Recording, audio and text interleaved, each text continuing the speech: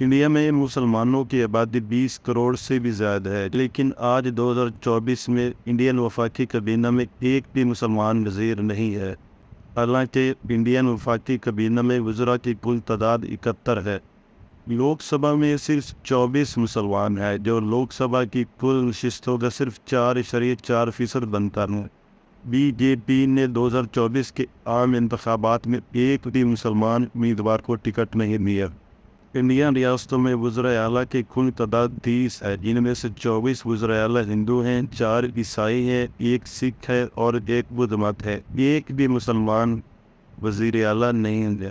آج تک کوئی بھی مسلمان انڈین پرائم منسٹر نہیں بن سکا اور نہ ہی کوئی مسلمان انڈین آرمی چیف بن سکا ہے۔ سرکاری ملازمتوں میں انڈین مسلمانوں کا حصہ صرف 3 سے 4% ہے۔ انڈیا میں ایک بھی ہائی کورٹ کا چیف جسٹس مسلمان نہیں ہے۔